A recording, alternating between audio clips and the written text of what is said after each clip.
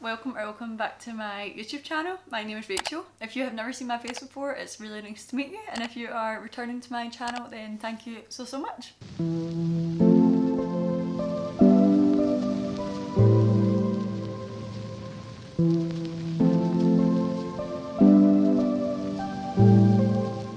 In today's video, I am chatting about something / someone which I've never really spoken about my channel before in depth, but who is a very formative person in my life for the last 12 years, 13 years.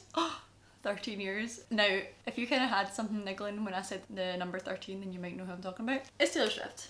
The Queen, the light of my life, my love. If you're a Swiftie, or if you are basically on any social media, well, now everything's so tailored that maybe it's just me. Tailored. This is my mind. Sorry. I'm trying to say something simple and I'm going in a million different directions. Okay. If you've been online, you might have noticed that Taylor Swift has a new album, Midnight's, coming out October 21st. She has been releasing all the track names in a kind of game show like sketch thing on her TikTok every night. So she's been releasing them randomly. I don't really know if it's random. Every night, and releasing the track names. We now have all 13 tracks for the album. I thought I would sit and chat through my kind of theories for what the songs are going to be about. I'm going to film a reaction video, which I'm really excited for, and I hope that it goes planning, that I can actually end up uploading it and stuff. Wish me luck. But I'm so excited to film one and to react. I'm also kind of nervous because I feel like when you hear stuff for the first time, you're so not used to it, so I'm nervous from what my reaction's going to be, but I'm excited. Today's video, as I said, going through my theories. I've got my laptop in front of me and I'm going to kind of go through what I'm expecting from each of the tracks, and it'll be very interesting to see if any of them are correct. I feel like Taylor Swift is just so far ahead of all of us, and what we think is true might not be true at all, so this could all be absolute rubbish. But I'm excited to sit in my little world of thoughts and ideas and just go for it. So if that sounds like something you're interested in, then please like this video. It would really help me out. Liking the videos really actually does help me out for people kind of finding my channel. I'm still very small, so liking the video, commenting, if you could do that, I would be extremely appreciative. Okay, let's get into it. I've got my peppermint tea here. I wonder if Taylor drinks peppermint tea. I'm going back. This feels like so long ago that we actually received any of this news. August 29th. Oh my god, that is ages ago. From that initial Instagram post, we got a side A and a side B, and they're split in the same form as a kind of vinyl record. I've seen theories about how the track list has been split up, and I kind of hope that it's not so kind of abstract, like a journey through terrors and sweet dreams. I hope that it's not laid out like that, like sad, depressing, scary vibes versus happy, fun, exciting vibes. I kind of hope that it's a mixture of both, like most of our albums are, and they're not just kind of so separated like that. Let's start with side A. Track 1. Track 1 is called Lavender Haze. So for some of the tracks, this track and AntiHero, she's done a wee behind the song kind of thing on her Instagram / TikTok / everything. A wee video kind of explaining the song, which I'm kind of curious why she's picked those two specifically. Like, do they hold a stronger meaning? I'm not sure. But for this one, she said, I happened upon the phrase Lavender Haze when I was watching Mad Men, and I looked it up because I thought it sounded cool, and it turns out that it's a common phrase used in the 50s where they would just describe being in love. Like, if you were in the lavender haze, then that meant that you were in that all-encompassing love glow, and I thought that was really beautiful. And I guess, theoretically, when you're in the lavender haze, you'll do anything to stay there, and not let people bring you down off of that cloud. I think a lot of people have to deal with this now, not just quote-unquote public figures, because we live in the era of social media, and if the world finds out that you're in love with somebody, they're going to weigh in on it. Like my relationship for 6 years, we've had to dodge weird rumors, tabloid stuff, and we just ignore it. And so this song is sort of about the act of ignoring that stuff to protect the real stuff. I hope you guys like it. So she's kind of gave us a spoiler. She kind of described what the song is. I feel like if it is kind of what she's described and the feeling of all-encompassing love and that kind of thing, we have had quite a bit of that from Lover and Reputation, specifically about their relationship. There must be a different perspective, because she wouldn't just repeat another song exactly like Lover, for instance. I think she's got to kind of add a new perspective about it, which is maybe this Lavender Haze about kind of ignoring the haters, etc. So yeah, we shall see. I'm excited to hear it. I think it'll be very pretty. In terms of production and stuff like that, I'm getting Lover vibes. Maybe the Lakes kind of production as well, that would be really nice. My real kind of thing with this song is track 1 is kind of a introduction to what the whole album's about. I'm not sure where we're picking up from. Because of Folklore and Evermore, they were kind of unexpected albums, I think, for the fandom and for Taylor herself. It was a product of isolation and the pandemic, like it wasn't kind of in the plan for albums. So I don't know if we were picking up from the end of Lover or if we were picking up from the end of Evermore. Like I don't know how this is going to work in terms of kind of her story. And yes, obviously I know that it's like midnights from our life, so it's not all going to be, it doesn't have to start from a certain place, but I still think there will be an aspect of chronological order and like picking up where we left off. I feel like I'm not sure what else to say. I kind of wish that we didn't have the wee preview of what it was going to be about, because I think it's funner that way, like not really knowing. Because to me, if I'd just heard Lavender Haze, I don't really know what I think. I just think it sounds like really sweet. Do you have any theories about Lavender Haze other than what she's kind of given us? I'm not sure. Track number 2. Track 2 is called Maroon. People have pointed out since the video came out that she was wearing like her red ring in it. The first thing that I thought when I heard Maroon was it's a shade of red. And that is kind of still my not strongest theory, but the one that I kind of believe most. Also that this is a track 2 and Red was a track 2, so I think that's a nice wee pairing that she's made. So the whole song Red was about the kind of intensity of emotions that you feel in a certain type of relationship or at a certain stage in a relationship, and how strong and like overpowering those emotions are. I feel like Maroon might be potentially looking back on that feeling with a more kind of mature perspective after you realise that all the strong emotional feelings that you had might not have, I don't know, it's really hard to explain. I'm basically thinking that you're looking back at more like a kind of subjective point of view and less emotional, and you don't see it as kind of burning red anymore. You see it as like a more dull kind of maroon because you're not in those emotions anymore, so you can be more subjective. That's just a theory and I hope it kind of makes sense. I'm trying to also think about these tracks in terms of how she's described it, so these are nights in her life that she's reflecting on. I don't know if this could be kind of revisiting Red through the Taylor's version, re-recordings and all that kind of thing. Like that would have been quite an intense period to reflect on, and maybe with that reflection the intensity just diminished. Just a theory. I've also seen people describe maroon as in like the verb. I'll give you a definition.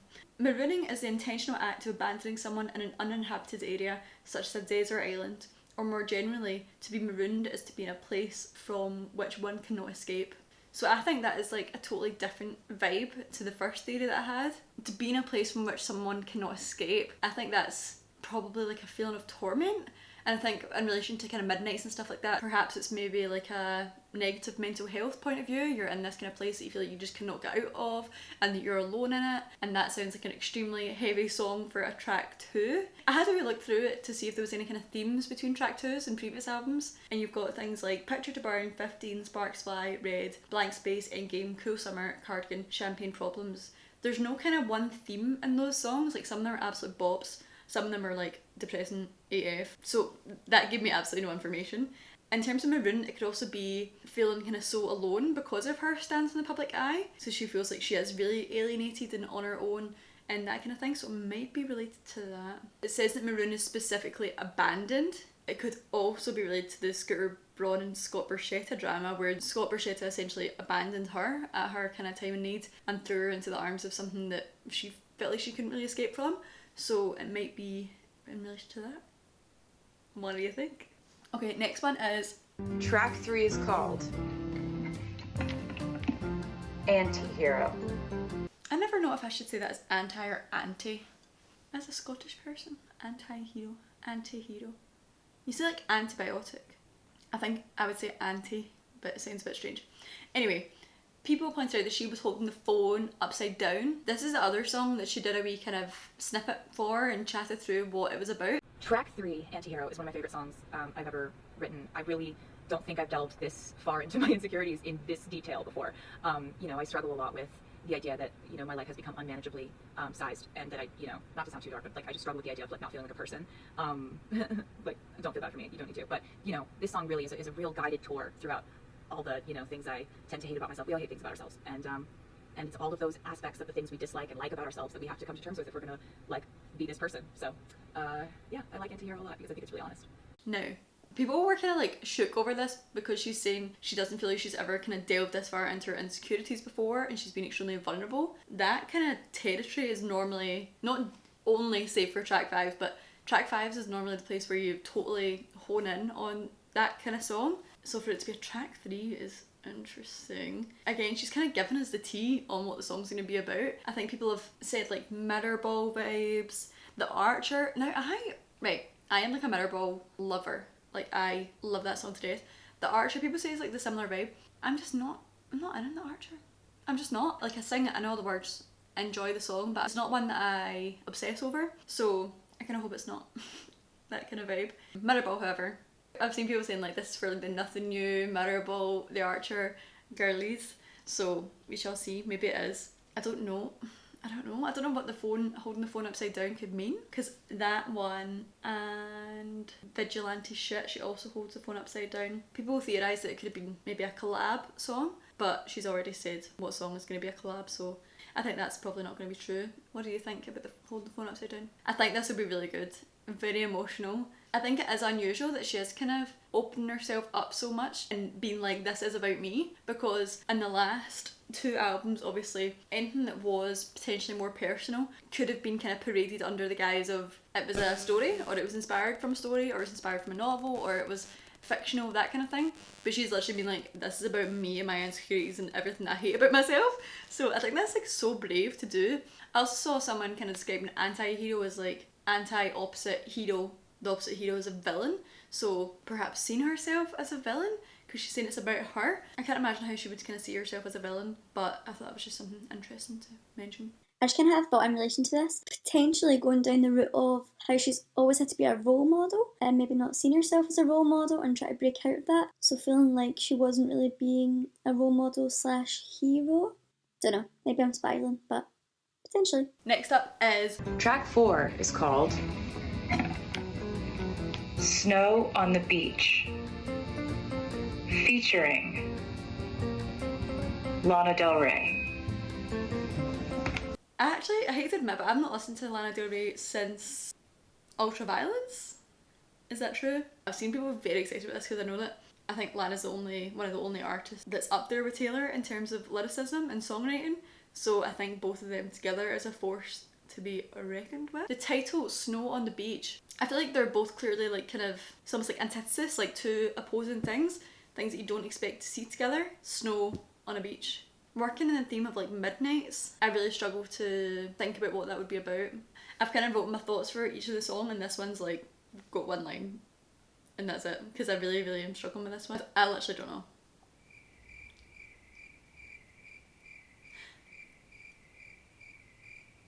I think I don't know. I'd literally just making something up if I thought about it. So I'm excited. I think the vibe for this will be another slow one. I want some bops in this album as well. Like I loved Folklore and Evermore, but I need some bops. Like, come on. And I feel like track 5 will not be a bop because it's a track 5. So, sorry, that's me done. Snow on the Beach. I have no thoughts. Snow on the Beach featuring Lana Del Rey is track 4 on Midnights, and I cannot get through that sentence without grinning because I am such a massive fan of Lana Del Rey. More on that later. Snow on the Beach, the song, is about falling in love with someone at the same time as they're falling in love with you, sort of in this sort of cataclysmic, fated moment where you realize someone feels exactly the same way that you feel at the same moment, and you're kind of looking around going like, wait, is this real? Is this a dream? Is this for real? Is this happening? Is it really happening? Kind of like it would be if you were to see snow falling on a beach. And Lana Del Rey, in my opinion, is one of the best musical artists ever. The fact that I get to exist at the same time as her is an honor and a privilege, and the fact that she would be so generous as to collaborate with us on this song is something I'm going to be grateful for life. Absolutely love her. And I really hope you love this song as much as I do. Next. Track 5 is called You're On Your Own, Kid. People pointed out in this video that she has her phone in the left hand. Other times she's had it in the right hand. So that might mean something as well. Something which I do not know.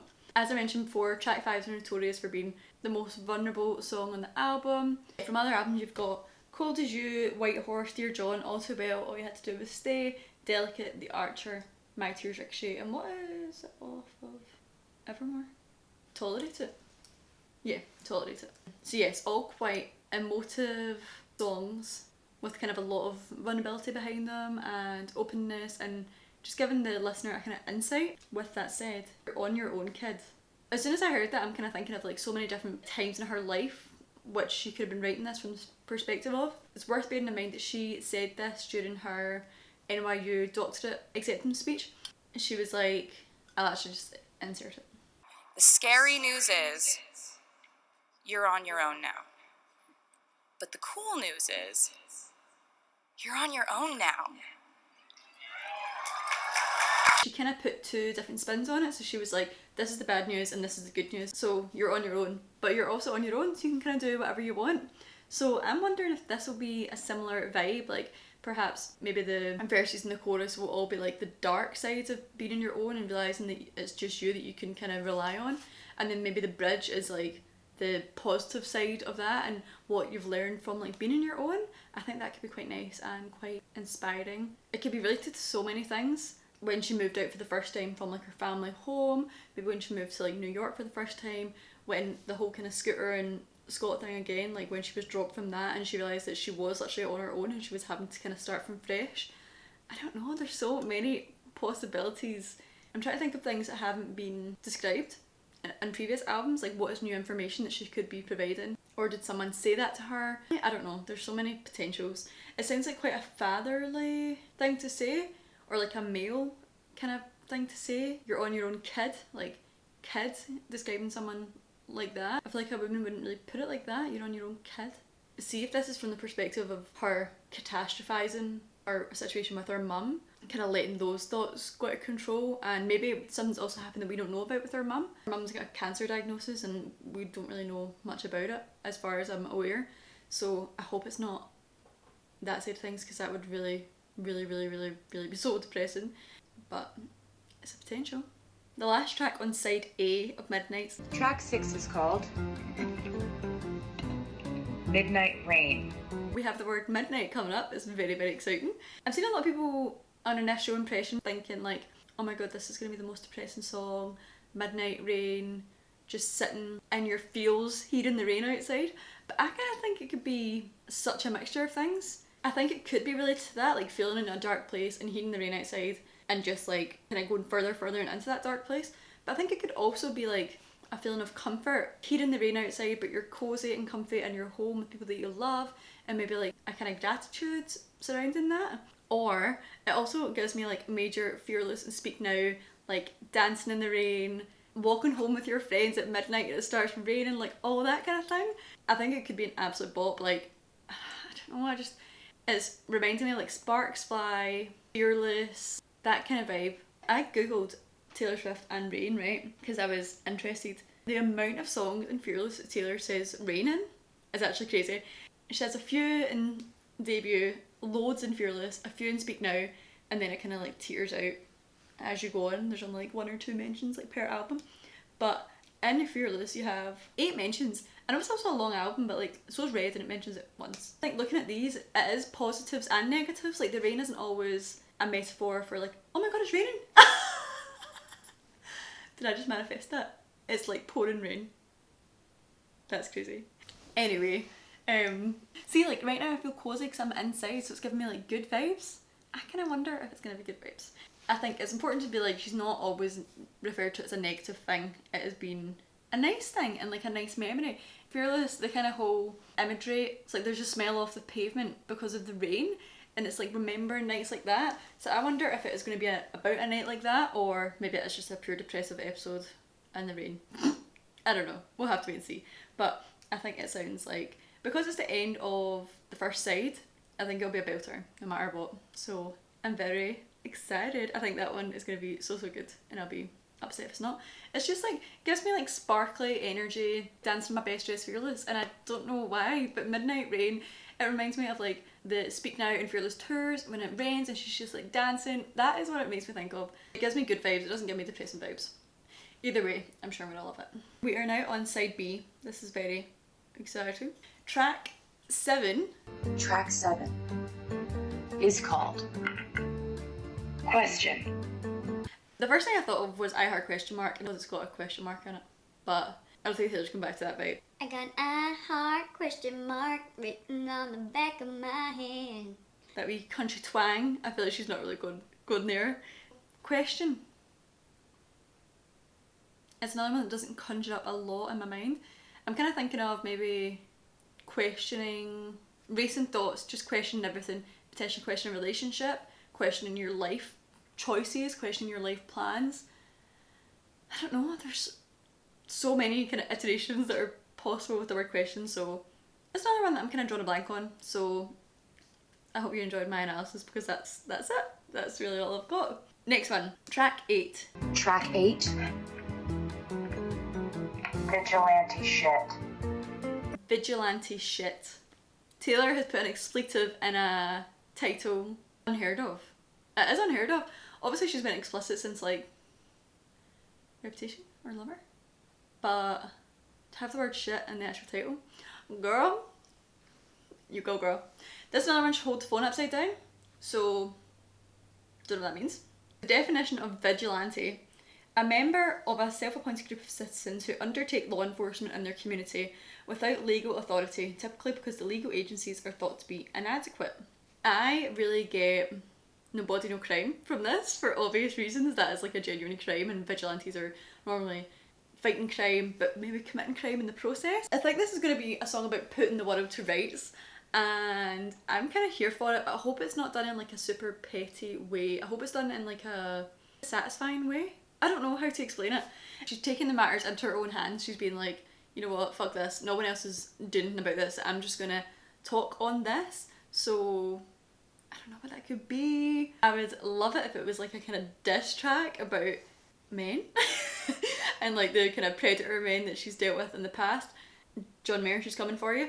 But I think that he's going to be saved for Speak Now, Taylor's version. So I don't know if he will get dragged in this album per se.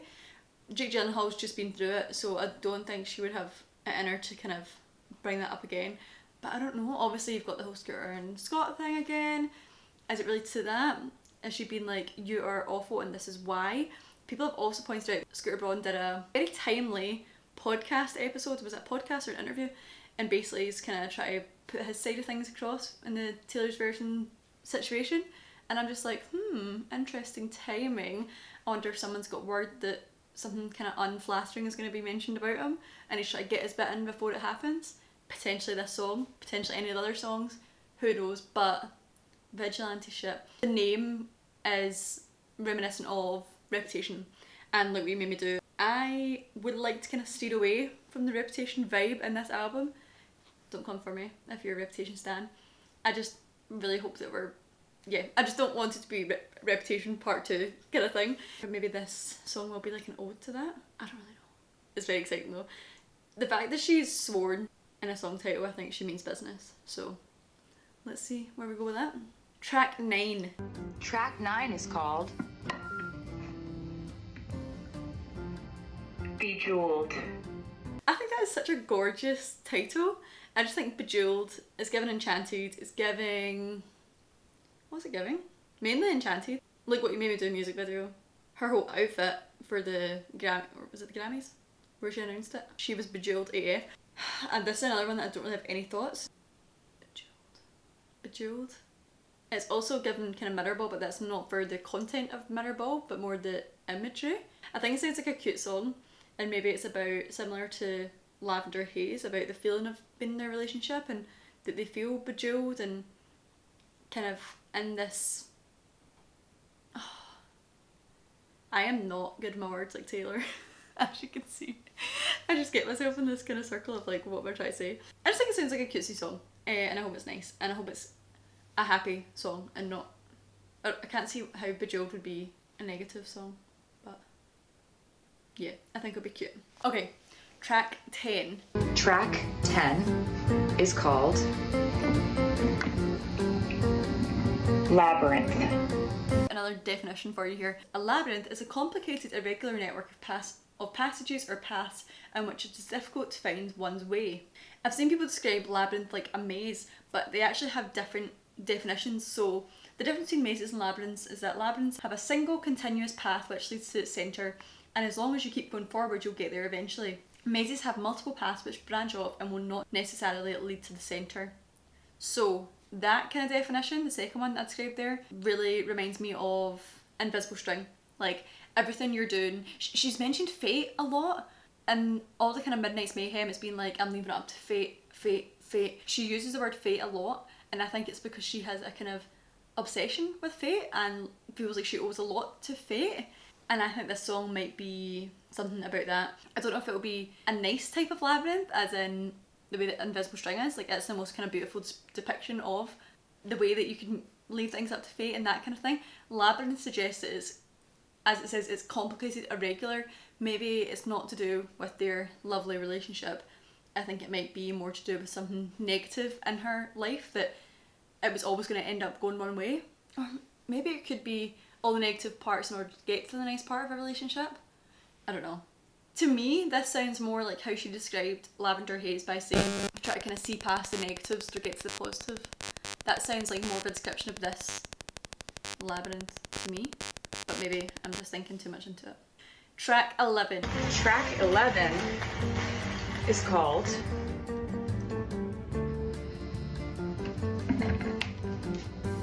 Karma.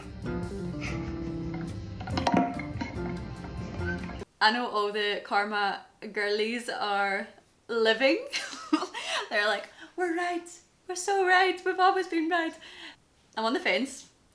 I am quite bad with like conspiracy theories. I can listen and be like, oh my god, yeah, that's so true. Like, so quickly. But I've always been like slightly unsure about Karma. If you do not know, there's a theory that Karma was a lost album between 1989 and Reputation, and that it was scrapped because of all the Snake, Kimmy drama, all that kind of stuff, right? Apparently there's a bit of like known territory following the end of her relationship with Calvin Harris and the start of the like Tom Hiddleston relationship, kind of leading into her relationship with Joel, like all that. There's only like Getaway Car, and that's basically it to describe that kind of whole period. So people are like, she must have more content about it.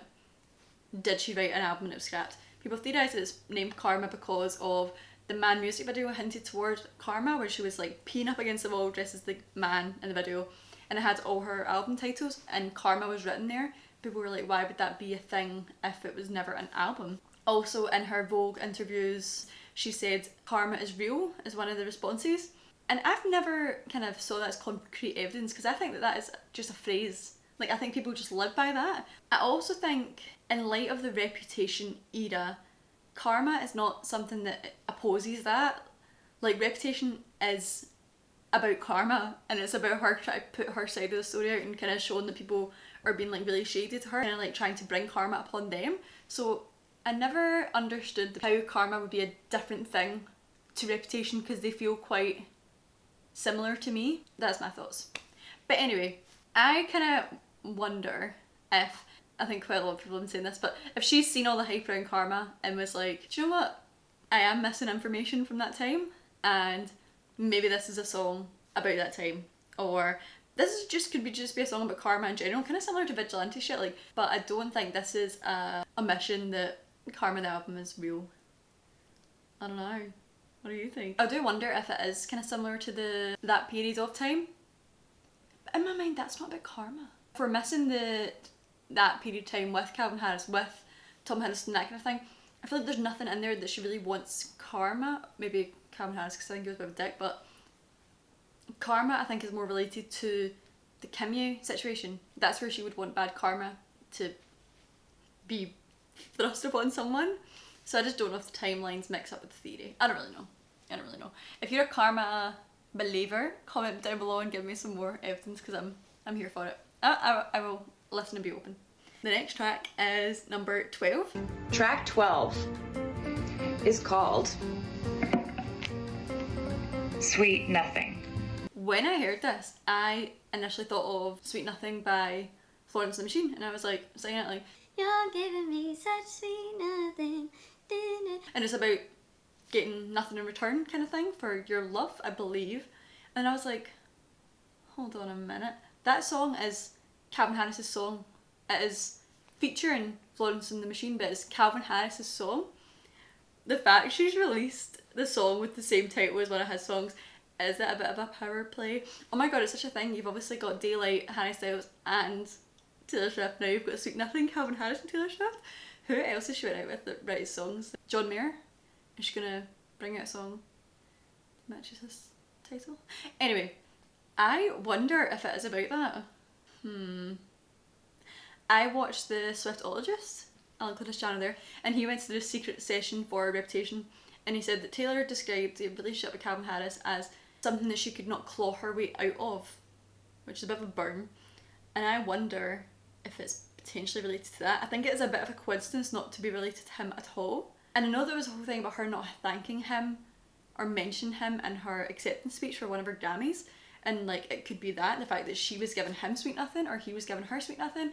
Or people have also related it to Sweet Nothings being like a nice kind of turn of phrase, like whispering Sweet Nothings in someone's ear. But I think it's going to be more the Florence and the Machine and Calvin Harris kind of twist on it, where it's like sweet nothing, like sweet fuck all basically. So I wonder if that's what it's going to be. It really upsets me that Calvin Harris upset her, because he is her, like, one of her only connections to Scotland, and he's ruined it for the rest of us. He's given us a bad reputation. Pardon the pun. The last track on Midnight's the album. Track 13 is called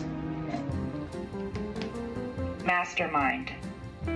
Now, we know that Taylor Swift is a mastermind. Like, she is so intelligent. She's, yeah, beyond all of us. No offence to all of us. The fact that this has the word masters in it, and the whole kind of last several years in her life have been plagued by her masters, her music masters and her re-recordings, I think it's got to have something to do with that. Mastermind. I don't know if she's calling herself the mastermind, as in she's getting control of her masters and she's becoming a mastermind, or if she's maybe trying to call Scooter Braun like an evil mastermind. Or when I initially heard this, it really reminded me of You Are an Expert in Sorry and Keeping Lines Bloody. I don't know, it really reminded me of Dear John, like a kind of manipulative mastermind. I feel like she wouldn't close on that, because this is an album closer, so this is meant to kind of summarise and summate what we've chatted about throughout the whole album. I think she would not be going back to John Mayer in this like finale. But I do think some of the songs sound like they could be about the whole Scooter Braun situation, and this might be that kind of summarised. Also, it could be her bigging herself up and being like, I am smarter than anyone, I'm smarter than anyone in the world, and this is why. I kind of hope that she's bigging herself up in it, because I think she deserves it. But I'm not entirely sure. I think if it was going to be about more of the kind of manipulative type of mastermind, it wouldn't be the last track, in my opinion. I don't think she would want to focus the last track on someone else. I think she would rather kind of bring it back to her story as a whole and not specifically discuss someone else. I'm not sure if that makes sense, but that's just my thoughts. Okay, well, thank you for joining me in my theories chat. I'm so interested to know if you have any similar thoughts or any thoughts at all. Literally, like, please comment them. I really, really, really appreciate when people comment on videos. It means a lot. I will be back with Taylor content very soon, because Midnights is out in 11 days. Right, so Midnights is out on October 21st at midnight, and like, I can't remember the terminology, but sometime in America. I live in Scotland. For me, it's coming out 5 in the morning on the Friday morning. I don't know how I'm going to work this, because I'm working on the Friday morning. I'll be leaving for work at 7 o'clock. I do not think I can get up at 5 o'clock in the morning to do a reaction video, but I do not think I can wait all day to listen to it. I really don't know. I thought it was going to be the Saturday morning for some reason. I was kind of confused with my time zones, so I thought it was going to be like 5 o'clock in the morning on the Saturday morning. I was like, perfect, I've got all morning to make a reaction video. No, I don't, because I'm working. How inconvenient. So we shall see, but a reaction video will hopefully be up if I get on okay with copyright and all that kind of stuff. But I'm so excited. Please, if you enjoyed this video, give it a like. As I said, give it a comment and subscribe if you're interested in any more content from me. As I said, I've got my album reaction coming up, and I've also got a tier ranking Taylor Swift songs coming up. I actually was considering filming that today, but I feel so nervous about filming it. I don't know why. I'm just like, my opinions change all the time about how much I love different songs. So I find it very, very hard. It's like a snapshot in time of how I'm feeling at that point in time. So pretty tricky. But anyway, I'm blabbing on for too long. Thank you for watching. I appreciate it. Leave your thoughts down below and subscribe to see me in my next video. Have a lovely rest of your day. See you later. Bye.